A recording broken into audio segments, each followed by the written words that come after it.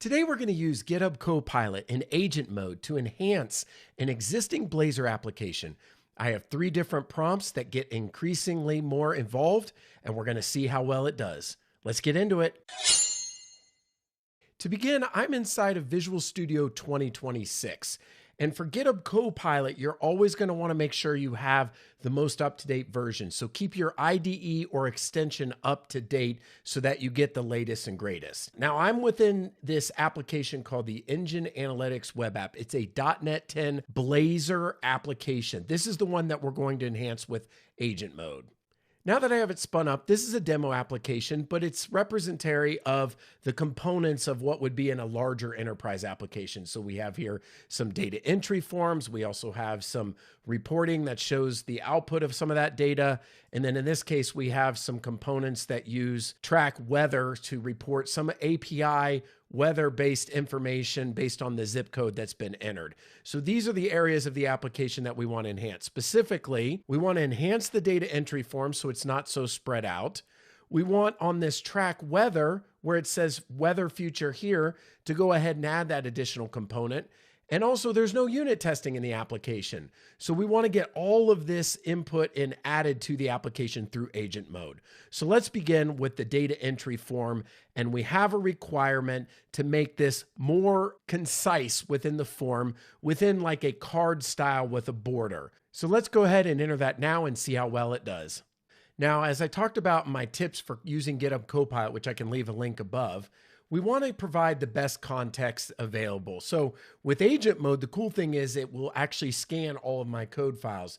But just to be as accurate as possible, I'm going to go ahead and open up that particular form. And so I happen to know that's the horsepower calculation. And we will see this is all the inputs for that data entry form. Now let's go over to GitHub Copilot Chat where we can use agent mode. So we'll toggle it from ask to agent mode. Let's talk a minute about some of the models that are available. I won't go too into depth here, but we have an array that we can pick from. Some of them have premium request amounts that are listed off to the side, and some of them are the standard or included models. We have an array from OpenAI, Anthropic with the Claude models. And we also have some Gemini models from Google. You're going to want to pick one that's applicable for your scenario. In this case, we don't need one that's super deep reasoning, but we do want something that can scan our code base and do a good job. So for this particular task, I'm going to pick Claude Sonnet 4.6. This is going to be a good model for our task. Taking a look at the prompt here, we have several aspects that are going to help yield accurate results for us and achieve our goal the quickest. So we want to be thorough and provide as much information and context as possible. This is what's known as prompt engineering and good prompt engineering techniques. So looking at the prompt, several of the data entry forms in this app span the entirety of the page. They're responsive, which is good, but it needs to be a bordered box that's more appropriate for the size of the fields. Using a Bootstrap card is suggested. So there I've given it some idea of what I want it to do rather than leaving it vague and open. For example, horsepower is likely a number between 100 and 1,000, so it doesn't need to be a huge input. That's also giving it a range of how wide. We don't need something like they're entering an address. However, there is a hint text, and the input needs to be at least as wide as the text so that it's not cut off. Do this for the following components. Then I've used hashtag and given the following component names. Not only horsepower calculation, but torque and displacement. Yes, I only opened one originally, which I do think provides the best context. I could open the others, but here I've given a concrete reference to those different components. That's another great aspect of using agent mode and helping give the most accurate context.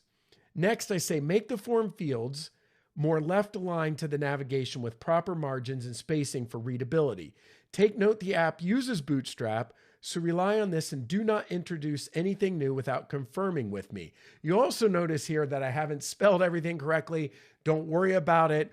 LLMs and agent mode do incredibly well with this. Let's just get to the code and what's going to be the output. So let's go ahead and send this and see what that output ends up being.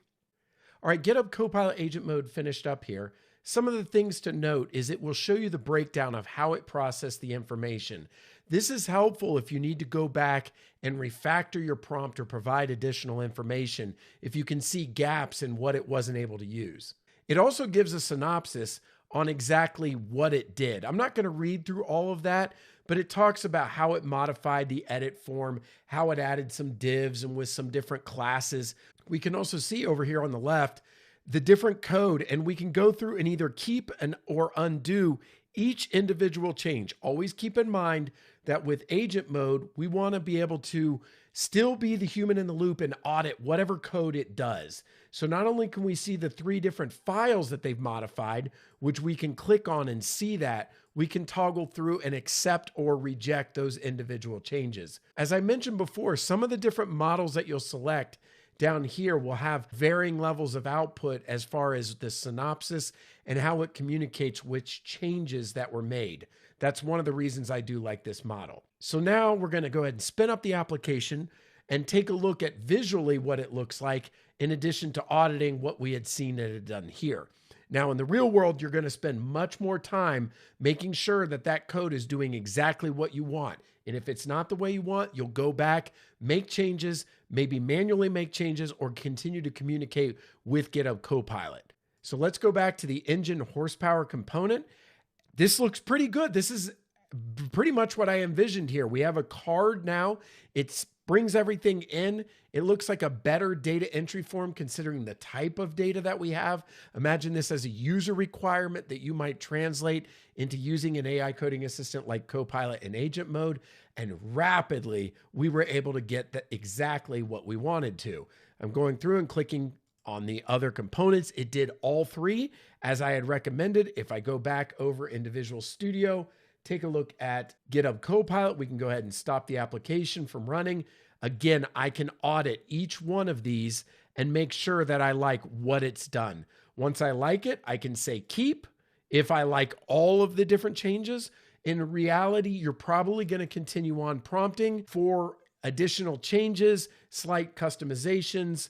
You might tell it to add something else to get it to that final result that you want. All right, let's move on to the next prompt. Now we need to add in the missing weather component. This is a little bit more of an involved prompt, and I'm going to go through it. And so what we want to do, just as a reminder, is on the track weather, as you can see here, I have a screenshot. The weather feature here needs to be implemented, same as the other component to the left of it. So what I'm actually going to do is what's known as vision capabilities of GitHub Copilot and agent mode, where I'm going to copy this image and I'm going to paste it in as a reference.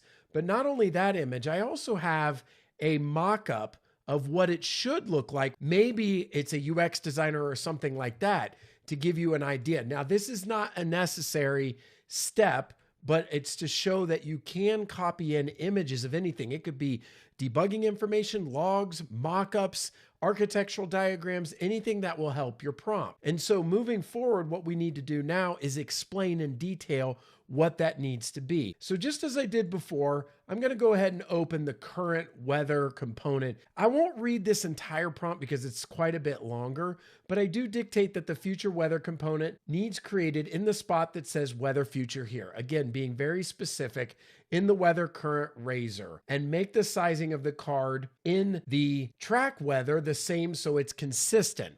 And that's the housing component. Both cards should be roughly the same.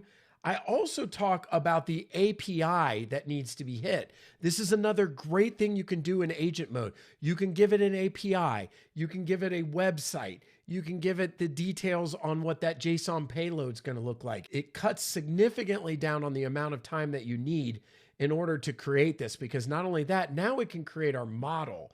So I've given it the API, told it to use the Git, informed it on how to get guidance on how to call what this needs to do for the weather data service. So obviously we're making an HTTP call. I want the model hydrated and I want this to come back to the component. I'm making sure that because this is a PWA that I'm using Ionic components. It could be Blazorized components or Mud Blazor or something you've created. Anyway, the details are what's important. Anytime you're creating a prompt, you want to specify and give it guardrails as much as possible. I also have a requirement in here at the bottom that says to make sure that when the zip code is changed in that weather component, the track weather, which is the containing component, to also change the current weather and this new weather as well so that they happen in unison. Let's go ahead and run this and see what we end up getting and testing it. So Copilot is finished up for us and it's done quite a bit. There's 9 total changes. There are new files and there are modified existing files. So we have things like new models that we expected with additional properties from the API. Those all got built. You can see how they're coming in and been mapped to their proper names from their JSON payload names going through. You also have a response payload. We've updated the interface for the weather data service, including a new method for get future weather. And it's following the style of the existing data methods within this class, which is also another benefit of using GitHub Copilot. And if we continue to scroll down, we also have the new weather future Razor. This is the C# code behind it, which is going to use that weather service. Looking at the code, I know this is following how the current implementation looks using rx.net to use observables and then track weather.razor. You can see that we have the weather future and current. And then if we go to the weather future component, this has been filled out with the Ionic components just as requested. Now, again, you can go through and look at the synopsis that Copilot gave about what was generated, what was created. This is the time to ask questions. Why did you do this? Make this change. But let's take a look at it running in the application. I have it spun up. If we go over to track weather, beautiful. We have the new component where it just used to be the text and it's on the right-hand side. Now let's try changing the zip code. And if I do, the left side and the right side, both components for the current and future weather have updated. And I have scrollable information for the next several days. Now, the only thing it didn't do exactly as I had kind of laid out is to make both of these cards the same size. So that would be the next iteration on the prompt, which is very normal to continue to iterate on your prompts when using agent mode. Great. Last step now, let's get unit testing in the application. For this last prompt, I'm really going to challenge GitHub Copilot Agent Mode because I need an entire project added to this solution. I don't have any unit testing in place. I know, don't get after me, but it does need to be implemented within this Blazor.net 10 application. Now, you might already have existing unit testing, and GitHub Copilot is very good about creating new tests for you. But in this case, we're going to create everything. So taking a look at this prompt, I do detail that this solution does not yet have unit testing and needs it added. Note, I do say the solution so that it knows that it's going to add a project. I want to use xUnit and then bUnit for Blazor component tests. Depending on the type of application, you can pick any unit testing framework that you want to use. I want to only establish unit testing for the Engine Analytics Web App Component project. So that is this one right here. Now I can do everything later, but I want to kind of divide and conquer. One of the best practices with GitHub Copilot, especially agent mode, is not to bite off too much. So make sure that you're doing things in chunks and you can review the code, make a commit, get it integrated, and then go back. You don't want to try to do everything all at once. There will be too much code to have to review. So we'll target on that one project. We want to ensure to test positive and negative test paths for imperative logic. Use current best practices for .NET 10 applications. I want to call that out so it doesn't hallucinate and use an older framework when creating and setting up the unit test project. Please add the arrange, act, assert comments to each new unit test. This is a framework. Any type of coding guidelines you might have, you can add that in. Also, for further research, you can look at things like GitHub Copilot instruction files where these can be put in for the overall project where applicable to differentiate parts of the individual tests. Let's go ahead and have this created and then run the unit test and see how it performs. All right, so the unit testing prompt is finished. That one certainly was a challenge. It took more than 10 minutes, and actually it began to hallucinate in the middle. One of the problems that it ran into was trying to modify the solution file while the IDE was open. So what I did is I actually stopped it, told it that it was hallucinating, and I went ahead and upped it to a deeper reasoning model, Claude Opus 4.6 for this particular task. Again, I'm trying to add a project that's modifying the solution. It's adding a new project test. It's doing a lot. So that might be a case where you want to up the actual model that you're selecting. And in this case, right away, it used the .NET CLI, modified the solution file, and then completed all the tests. Gave a synopsis here. All 32 tests passed. We'll confirm that in a second. Added the Engine Analytics Web App Component Test Project, and it talks about some of the different tests and with the arrange, act, assert, exactly like I said, as well as the bUnit component tests, 12 tests across 3 files because there are several components in there. One of the other things I ran into were a few errors. So I was able to give these errors to GitHub Copilot from the unit testing output, which was related to the version of xUnit and some of the using statements. So this is a nice iteration to see. Not a surprise that I've got to go a few rounds again. We're really pushing what GitHub Copilot Agent Mode can do in this case, and it's going through and making the fixes. So let's let it continue on. Excellent, it finished up and it fixed all the different errors there, and it gave me a synopsis of that as well. One of the nice things about Agent Mode, it will continue to iterate until the goal succeeds. In this case, a build failure or an error will not allow it to complete, so it will continue on. It was missing using xUnit, so it added a global usings. And then one of the versions it had originally done the unit testing with, it used the wrong version, deprecated render component in favor of render. So it made those syntax updates as well. The unit tests ran. You can see it down here. Let's go over to Test Explorer and run them ourselves. It's going through, build succeeds, and all unit tests finished very quickly, just like we would want them to. If we head over to Solution Explorer, we now have the brand new Engine Analytics Web App Components.test. Again, in a real world scenario, what I would do is I would go through each one of these and look at all of the implemented tests, make sure it's done exactly how I would want them to be done, what's missing, any tests I might need to add in addition to this. But overall, it saved us a significant amount of time by adding this and getting us probably 90% of the way there for unit testing for that project. Well, there you have it. With just 3 prompts, we've gone from enhancing an existing component to creating an entirely new component to then adding an entire project for unit testing along with the test itself. You see the ins and outs of how to use the prompting style for best practices, making sure to add the requirements that are needed to be successful, and how to iterate when necessary. If you found this video useful, give it a thumbs up. Check out the other videos on the channel about Blazor and GitHub Copilot. Let me know in the comments below if you have any tips or tricks on using GitHub Copilot Agent Mode. And until next time, this is the Eclectic Dev. We'll see you later.